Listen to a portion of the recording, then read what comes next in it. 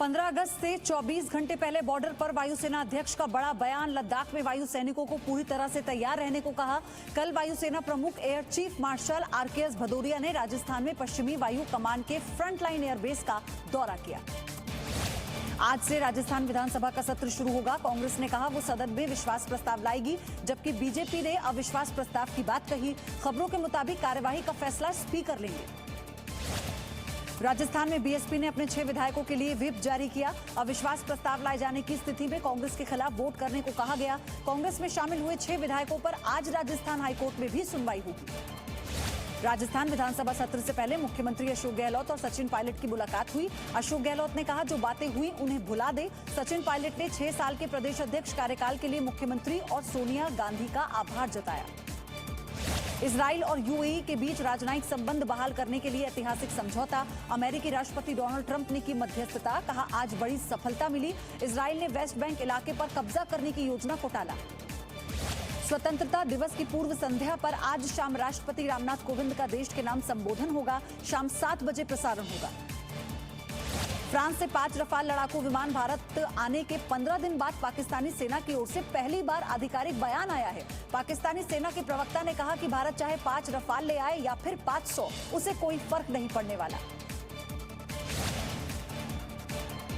Turkey के राष्ट्रपति Erdogan की भारत के खिलाफ बड़ी साजिश। भारतीय मुसलमानों को कट्टरपंथी बनाने के लिए खुफिया एजेंसियों को फंड दिया। आईएसआईएस आतंकियों की मदद लेने का भी मंसूबा शामिल। भारतीय सुरक्षा एजेंसियों ने लिया संज्ञान।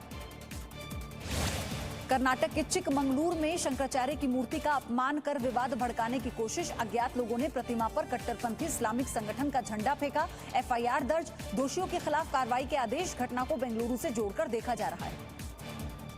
बेंगलुरु में हुए दंगे पर पुलिस ने 4 एफआईआर दर्ज की। दंगाइयों पर सभी पुलिस वालों की हत्या करने का आरोप। गुरिल्ला युद्ध जैसी तकनीक का इस्तेमाल। पुलिस के मुताबिक दंगे के वक्त 800 से ज्यादा लोग घातक हथियार के साथ मौजूद थे।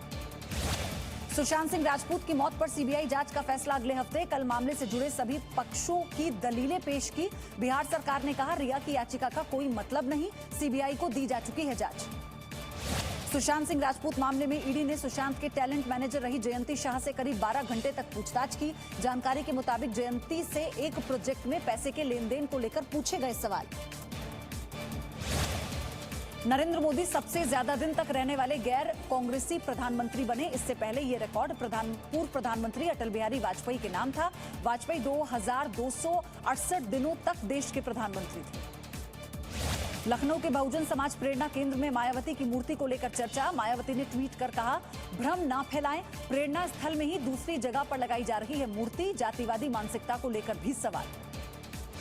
16 अगस्त से शुरू होगी माता वैष्णो देवी यात्रा। सरकार ने जारी किए दिशा निर्देश। फिलहाल सीमित संख्या में श्रद्धालु दर्शन करने के लिए पहुंच सकते हैं। आरती में श्रद्धालु नहीं बैठेंगे। 10 साल से छोटे बच्चों को भी इजाजत नहीं।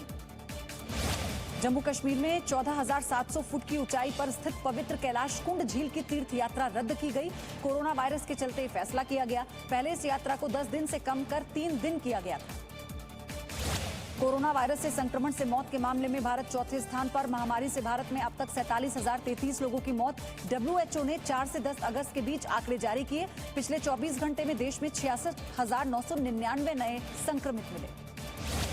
देश के उत्तर और पश्चिमी हिस्सों में आज और कल भारी बारिश की आशंका। दिल्ली के अलावा हिमाचल, उत्तराखंड, पंजाब, हरियाणा और राजस्थान के लिए मौसम विभाग का अलर्ट। लोगों को सावधान किया गया।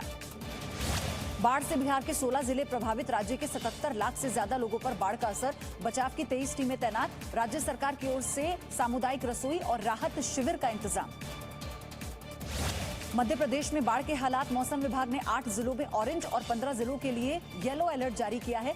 इलाके की नदियों में बाढ़ का पानी। प्रशासन चौकस। यूपी के ग्रेटर नोएडा में छात्रा सुदीक्षा भाटी के लिए कैंडल मार्च। लोगों ने किया इंसाफ दिलाने के लिए कैंडल मार्च। पिछले हफ्ते सुदीक्षा की मौत हुई थी। छेड़खानी के बाद बाइक का संतुलन बिगड़ा था। दिल्ली में एक व्यक्ति पर बेटी को 40,000 रुपए में बेचने का आरोप। दिल्ली महिला आयोग ने बच्ची को बचाया। पिता ने कहा बच्ची के लिए दवा खरीदने के लिए नहीं थे पैसे, इसीलिए उठाया ये कदम।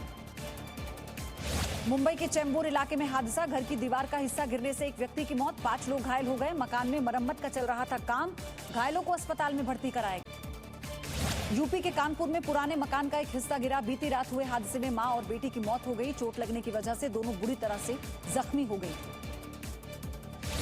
रूस के फायर फाइटर्स ने दिखाया हौसला। जंगल की आग पर तेजी से पाया काबू। 1 लाख हेक्टेयर में लगी आग पर लगभग काबू पाया गया। हालात पर नियंत्रण के लिए युद्ध स्तर पर किए गए उपाय।